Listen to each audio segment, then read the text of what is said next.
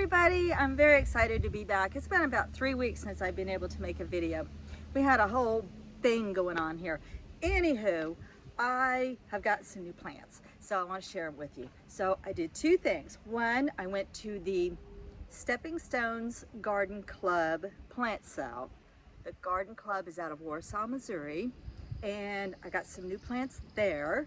And then I just came from Wal-Mart in Bolivar, Missouri, and I went through the plant section. I was specifically looking for some fairy plants for in front of my cabin. I want to redo those pots, and I want to share those plants with you, so let's take a look. Okay, hopefully you can hear me. I'm just recording this on my iPhone, and sometimes it doesn't pick up well, but I'm really into hostas, for those of you who don't know. So at the plant sale, they had little baby hostas. They were like $2 a piece or something, and I even got this one. It might have been $3. So I got 3 new hostas, and I'm gonna put them down here at the campsite in my the little bird feeding station garden that I made for my husband. So that's where the hostas are gonna go. That'll give him a total of 5 hostas down here at his place. Okay, so I got those. And then I also got some lilies. They had lilies there. So this is a coral lily, and I forget how much the lilies were. The whole thing cost me, I think I spent $27. So I got this lily, and this is a coral, and I got this lily, and this one's coral, and I thought I got another, oh, no. Oh yes, this lily. This lily is red with gold. So obviously it's just the stems and the leaves right now. There's no lilies attached to them, but I did get some new lilies, and I'm excited. I looked up coral lily, and it looks like a really interestingly shaped lily. Okay, they also had some, oh, let me show you this first. This is Liatrope, also I guess known as monkey grass. I have the dark version. This is the variegated version. And recently we just cleaned the pet cemetery up, where I have 1, 2, 3 rather large fairy gardens. And then I have a whole line of Liatrope, but I have the dark version. So now I'm gonna have the variegated version. Okay, so there's that. And then while I'm showing that, well, let me go ahead and finish up. They had Tickseed coreopsis, which is a native for me. And I got 3 of those, and these are the orange ones, and they were like $2 a piece, I think. Yeah, $2. So look at all that. That was a lot, and I don't have to feel bad about like going out in the wild and digging any up. I wanted to add more to my butterfly garden, but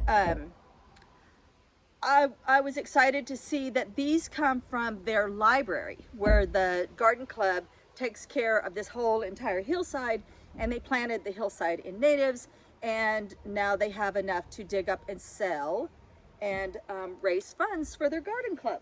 So I got some orange Tickseed coreopsis. Love that. Okay, and then yeah, they were selling natives, so I went ahead and got another coneflower, purple Echinacea, which is native here. We have the purple and we have the yellow. And I have the yellow that grows wild here, and I have lots of purple Echinacea, and I have lots that I planted, some that I brought with me and some that I planted as seed and have raised. And the checker spots, butterflies, eat my purple Echinacea to the ground every year. So every year I have less and less and less, because it's just so, it's so yummy to them.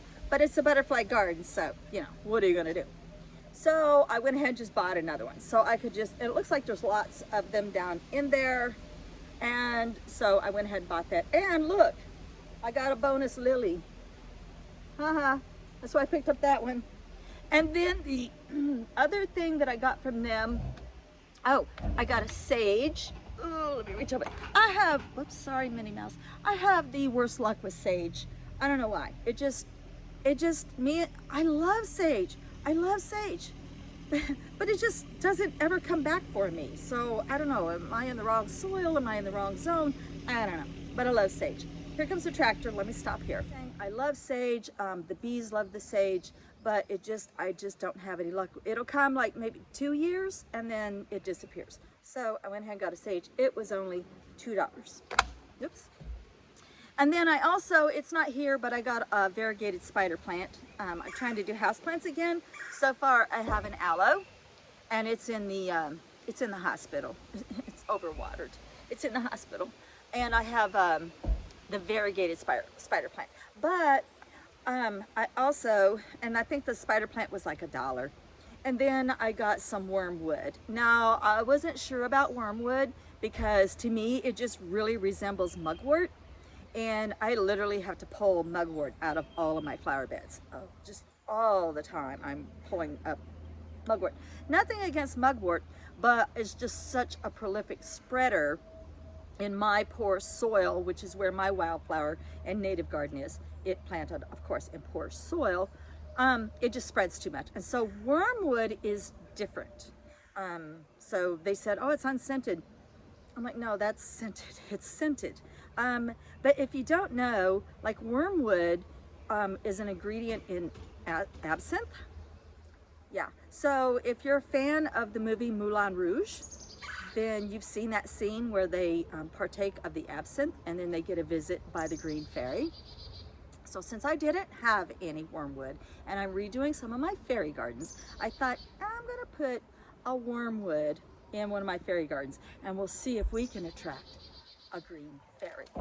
Okay, and so the only other one I want to show you now, right now, is another one. This one's actually, that's the end of the garden plants. So I got a lot of plants for $27. The garden club plants. This is from Walmart. So I stopped and got an ajuga. It is an evergreen and it's hardy up to zone 3 and it's like minus 40 Fahrenheit. So I thought, why not put this near like the Liatrope over in Pet Cemetery?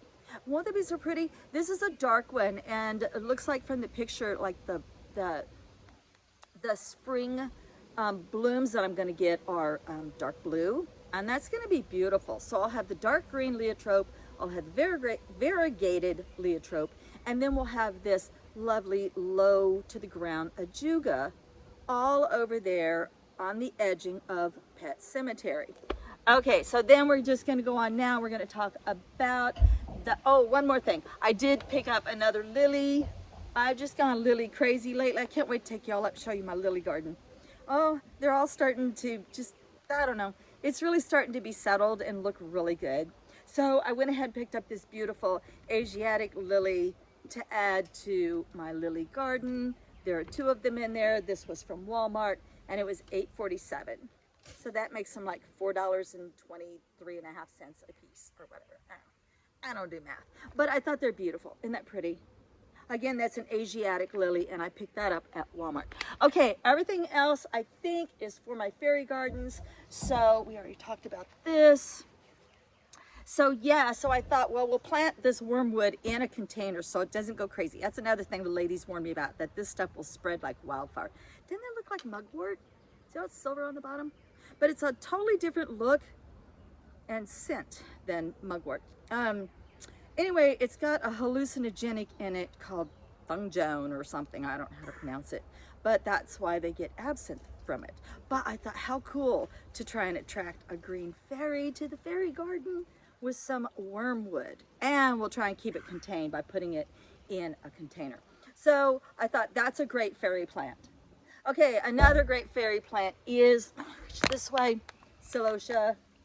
So I picked these up at Walmart. They were $2.97 for 4 packs. And I got the neon yellow and I got the burnt orange. And isn't that going to be so cute in the fairy garden? It looks like little fairy wands. I love it. I picked up a kalanchoe. I haven't actually handled a kalanchoe since way back. That's thunder. Way back in the day when I briefly worked in a greenhouse. And that was probably the hardest physically demanding job I've ever done, because those wet pots are so heavy. Oh my God. That's why my job there was very brief. You didn't get time to enjoy the plants. You're just back breaking, carrying flats of wet, heavy plants. So anyway, I haven't touched kalanchoes in years, but look at what a cute fairy plant that's gonna be. Isn't that beautiful? So that's an annual for me, I guess, unless I want to dig it up and try and bring it in, but I don't know how well that would work. We'll have to try. Okay, another great fairy plant is ivy.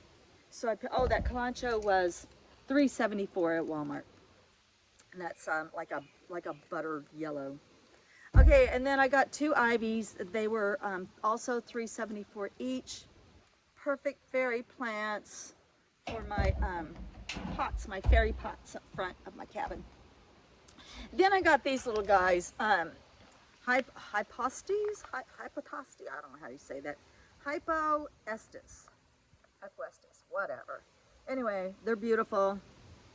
There's a pink one and more of a red one, and they're beautiful, and they just look like, they remind me of coleus. So I think these are going to be great in the fairy garden pots. And then the last plant I got was, I can't leave Walmart Garden Center without looking in the clearance rack. So I got, in the markdown, I got Verbena, Petunia, and mini famous Neo, a salmon pink with eye and headliner lipstick Petunia. Anyway, that looks a little sad, but it's 2 shades of pink that are just gorgeous together. So I'll trim up all the little bad parts, and then I'm going to find the perfect spot for this in that fairy garden, container garden up front. And when I get a fairy moved in, I'll show you guys the final product. Come back for part 2 when we put them in the ground.